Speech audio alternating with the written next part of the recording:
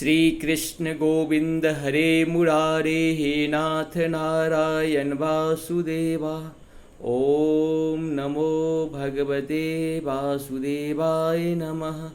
ओम नमो भगवते वासुदेवाय नमः। ओम नमो भगवते वासुदेवाय नमः। जय हिंद, जय भारत में आप सबों का स्वागत है। मैं राम नरेश झा आप लोगों के लिए या भगवान की सेवा के लिए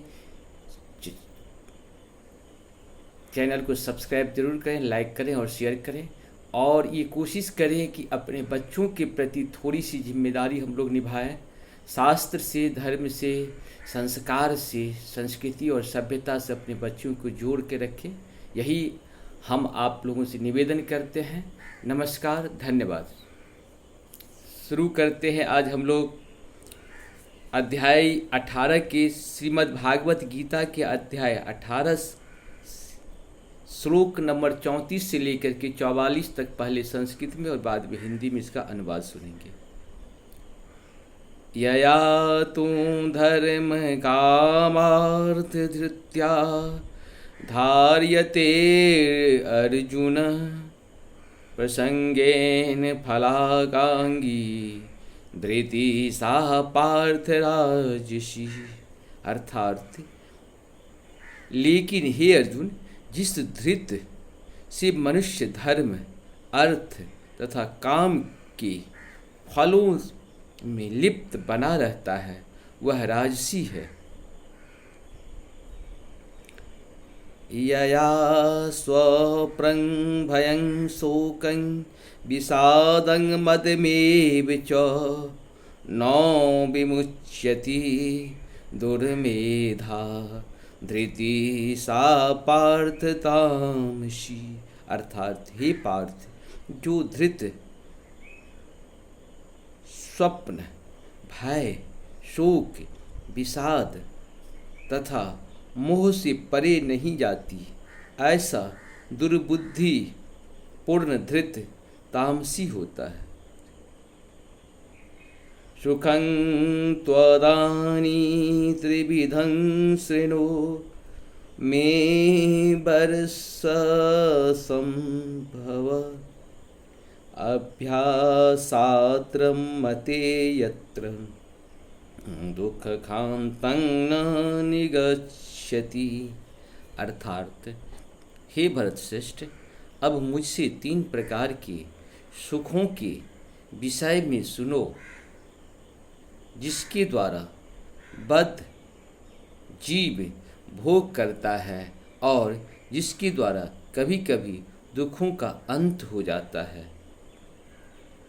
यत दग्रे विषम्य परिणामे अमृतोपमं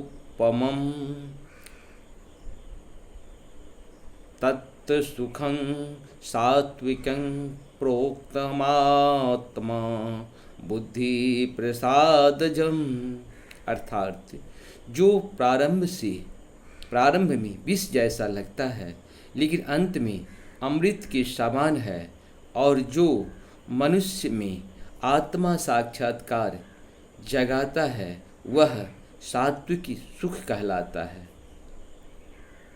विषेन्द्रिय संयोगाद्यात् तक्रे अमृतोपमं परिणामे विस्मिदं तत् सुखं राजसं अस्मृतम।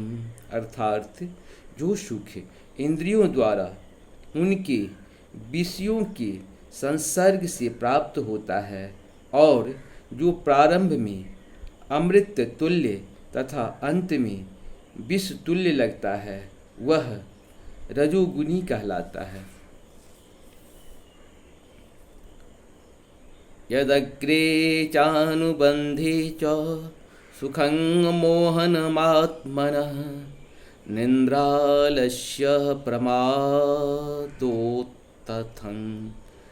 तत्राम समुद्यातम्।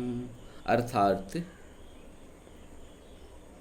तथा जो सुख आत्म साक्षात्कार के प्रति अंधा है, जो प्रारंभ से लेकर अंत तक मोह कारक है और जो निंद्रा, आलस तथा मोह से उत्पन्न होता है वह तामसी कहलाता है।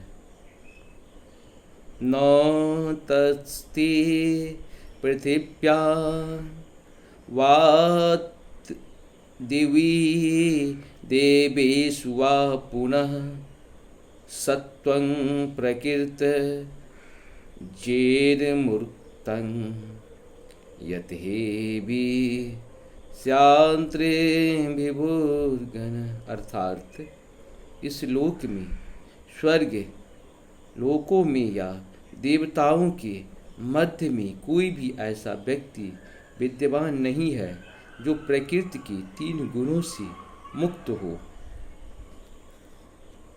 ब्राह्मण क्षत्रिय विशासूत्राणां च परन्तपः कर्माणि प्रविभक्तानि स्वभाव प्रभवेर्गुणे। अर्थात ही परंतप ब्राह्मणों, क्षत्रियों, वैश्यों तथा शूद्रों में प्रकृति के गुणों के अनुसार उनके स्वभाव द्वारा उत्पन्न गुणों के द्वारा भेद किया जाता है। समोदम अस्तप शीचं शांति रार्जवमेव च ज्ञानं विज्ञानमास्तिक्यं ब्रह्म कर्म स्वभाजम। अर्थात शांति, प्रियता, आत्मसंयम, तपस्या, पवित्रता, सहिष्णुता, सत्यनिष्ठा, ज्ञान, विज्ञान तथा धार्मिकता, ये सारे स्वाभाविक गुण हैं जिनके द्वारा ब्राह्मण कर्म करते हैं। शौर्ये तेजो धृतेर द्राक्षं शुद्धे चप्ये पलायनम दानमीश्वर भावश्च छात्रं कर्म स्वभावजम्। अर्थात वीरता, शक्ति, संकल्प, दक्षता, युद्ध में धैर्य, उदारता तथा नेतृत्व ये क्षत्रियों के स्वाभाविक गुण हैं। कृषि गोरक्ष्य वाणिज्यं वैश्यकर्मे स्वभावजं परिचर्यात्मकं कर्म शूद्रस्यापि स्वभावजम्। अर्थात कृषि करना, गौरक्षा तथा व्यापार वैश्यों की स्वाभाविक कर्म हैं और शूद्रों का कर्म श्रम तथा अन्यों की सेवा करना है। इस प्रकार से हम लोग 34 से लेकर के श्लोक नंबर 34 से लेकर के 44 तक पूर्ण किए हैं अध्याय 18 का। नमस्कार, धन्यवाद।